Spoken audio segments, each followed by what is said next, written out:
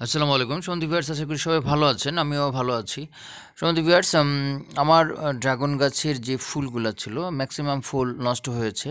তো এটার মেইনলি যে কারণটা সেটা হচ্ছে বরাবরের মতো পিঁপড়ার আক্রমণ। আমি দেশের বাড়িতে ঈদ করতে গিয়েছিলাম এবং সেই সুযোগে মোটামুটি পিঁপড়ে প্রায় 10 থেকে 15টা ফুল অলরেডি তারা নষ্ট করেছে আর কি। তো যাই হোক, আমি সেই পিঁপড়ার জন্য পূর্বে ডাস্টবিন ইউজ করতাম, কিন্তু ডাস্টবিনটা আসলে খুব বেশি একটা কাজ করছে না। তো এই জন্য আমি যে একটা দোকানে গেলাম, সেখানে সেভিন নামে একটা প্রোডাক্ট আমাকে দিল। তো সেভিন প্রোডাক্টটা আসলে চায়না প্রোডাক্ট। এটা পূর্বে আমি কখনো ইউজ করি নাই, কিন্তু আমি ইউজ করেছি।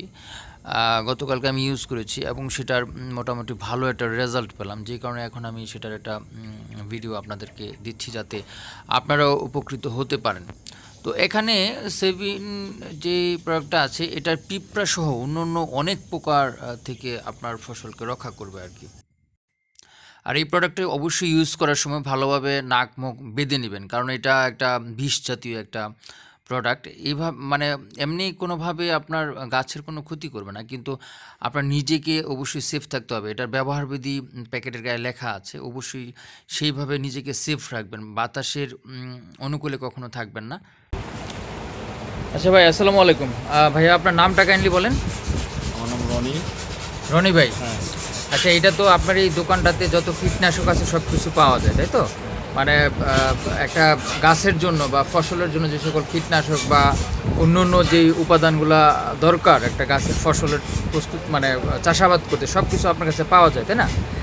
আচ্ছা সম্মানিত ভিউয়ার্স, আমরা আজকে আসছি এই রনি ভাইয়ের দোকানে। এটা হচ্ছে জয়দেবপুরের প্রাণকেন্দ্রে, রেলগেটের পাশেই এই দোকানটা। মুক্তমঞ্চের পাশে। আপনার দোকানের নামটা কি? মেসার্স কাজী ট্রেডার্স।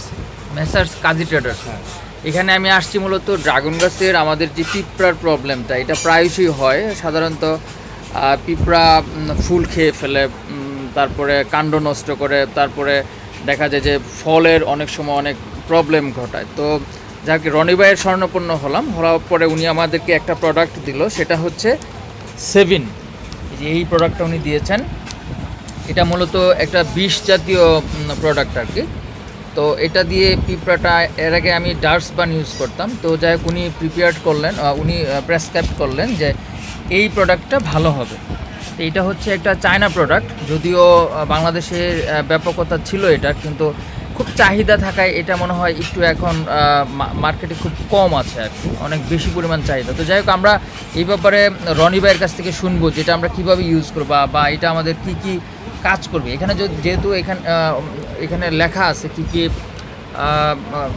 পোকামাকড় এটা নিরোধ করবে বা কিভাবে আমরা সেটা ব্যবহার বিধিটাও লেখা আছে। তো যাই হোক, তারপরেও আমরা ওরালি আমরা রনি ভাইয়ের কাছ থেকে একটু শুনবো। তো রনি ভাই, একটু কাইন্ডলি এই প্রোডাক্টটা সম্পর্কে একটু বলবেন যে আমরা কীভাবে ইউজ করব বা পরবর্তীতে এটা কেমন এফেক্ট করবে ফসলের উপরে, বা আপনার দোকানে কি কি প্রোডাক্ট পাওয়া যায় বা আপনি কিভাবে আমাদেরকে হেল্প করবেন, এটা একটু কাইন্ডলি একটু বলবেন। সেভিন পাউডারটা হচ্ছে যে আপনার কার্বাইড জাতীয় একটা উপাদান। সেভিন পাউডার আপনার সেভিন পাউডারটা পোকামাকড়, যত রকমের পোকামাকড় আছে, যত ধরনের ওষুধ আছে, অনেক ওষুধগুলি মানে সংক্ষিপ্ত অল্প কিছু উপকার কাজ করে, কিন্তু সেভিন পাউডারটা এমন একটা পাউডার যেটা নাকি অনেক বেশি উপকার কাজ করে। আর সেভিন পাউডার পিঁপড়ার জন্য অনেক ভালো কাজ করে এবং আদার্স অন্যান্য পোকার জন্য খুব ভালো কাজ করে। আর বায়ার ক্রপসের প্রোডাক্ট এমনিতেই ভালো থাকে। আচ্ছা, সেভিন পাউডার মোটামুটি আমাদের এই বাংলাদেশ বরেণ্য একটা প্রোডাক্ট। শুধু বাংলাদেশ না, ইন্ডিয়াতে এর খুব প্রচলন আছে। আর এটা পোকার জন্য অনেক ভালো কাজ করে এবং অনেক পোকার কাজ করে, মানে পিঁপড়ার ক্ষেত্রে বা ড্রাগন কাণ্ডের ক্ষেত্রে কিন্তু খুব ভালো কাজ করে, অনেক ভালো কাজ করে। আর এটা বিভিন্ন ক্ষেত্রে বিভিন্ন মাত্রা প্রয়োগ করতে হয়। বিশেষ করে পিঁপড়ার জন্য প্রতি 1 লিটার পানিতে 2 থেকে 2.5 গ্রাম পরিমাণের ইউজ করলে, মানে 2 লিটার মানে প্রতি 2 লিটার পানিতে, মানে প্রতি 1 লিটার পানিতে 2 থেকে 2.5 গ্রাম পরিমাণের এই সেভিন পাউডার পানিতে গুলে বেলা 4টার পরে গাছ স্প্রে করলে এটা খুব ভালো রেজাল্ট পাওয়া যায়। যখন রৌদ্র থাকবে না। হ্যাঁ, রৌদ্র অনুপস্থিত পরে, হ্যাঁ, আমরা সন্ধ্যা 7টা পর্যন্ত এটাকে ব্যবহার করবেন। মানে কয়দিন ব্যবহার করতে হবে? প্রতি সপ্তাহে একবার। সপ্তাহে আর ব্যাপকতা বেশি থাকলে সপ্তাহে 2 বার। মানে ড্রাগন কাণ্ডের ব্যাপারে আপনি কি কোনো কিছু আমাদেরকে বলবেন যে ড্রাগন গাছের ক্ষেত্রে কেমন এটা কাজ হ্যাঁ, করে? অনেক আপনি ভালো অনেক ভালো কাজ করবে। আর ড্রাগন তো এমনিতেই খুব সফট গাছ, তার জন্য অনেক বিবেচনা করে ওষুধ স্প্রে করতে হয়। আর 7 পাউডারের কোনো ক্ষতি হয় না। পার্শ্ব প্রতিক্রিয়া না, বা হয় এরকম না। কিছু আছে? না, হয় না। আচ্ছা। তো সম্বন্ধে ভিউয়ার্স আমরা জানলাম যে রনি ভাইয়ের কাছ থেকে এই প্রোডাক্টটা সম্পর্কে। তো এটা আমি ইউজ করি নাই, তো আজকে আমি ইউজ করব। পূর্বে আমি ডার্সম্যান ইউজ করতাম, কিন্তু ডার্সম্যানের খুব বেশি একটা রেজাল্ট আমি পাই নাই। তো ইনশাল্লাহ আশা করি এটা খুব ভালোভাবে কাজ করবে।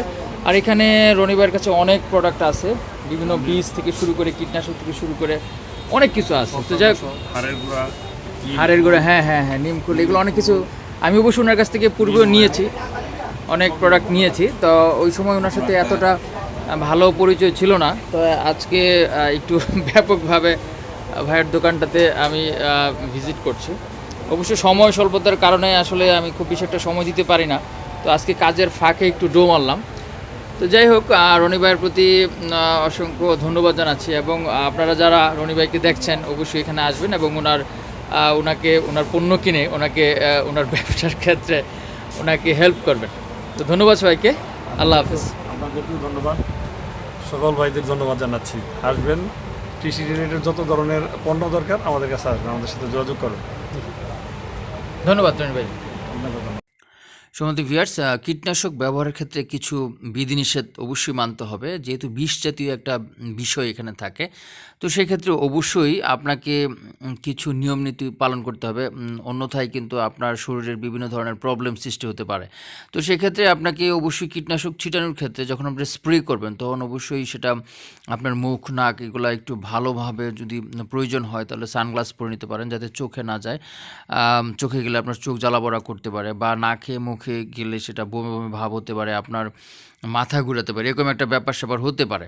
তো এইজন্য অবশ্যই আপনারা সতর্ক থাকবেন এবং মুখে একটা সেফটি নেবেন, নাকে, মুখে, চোখের একটা সেফটি নেবেন, এবং সমগ্র শরীর আপনারা ভালোভাবে জামাকাপড় পরে নেবেন যাতে পরবর্তীতে সেটা খুলে সেই জামাকাপড় ধুয়ে ফেলতে পারেন আরকি। তো অবশ্যই বাতাসের অনুকূলে থেকে সেটা স্প্রে করবেন, যাতে এমনভাবে স্প্রে করলেন যে বাতাসে আবার সেই জিনিসটা আপনার শরীরে নিয়ে আসলো, এরকম যাতে না হয় আরকি। কারণ এটা খুবই সেনসিটিভ একটা বিষয়, বিষ জাতীয় বিষয়। এটা, এই সতর্কতা অবশ্যই অবলম্বন করতে হবে। বিশেষ করে ড্রাগন গাছের ক্ষেত্রে এটা তো অনেকটাই মানে মাথা পরিমাণ থাকে উচ্চতায়।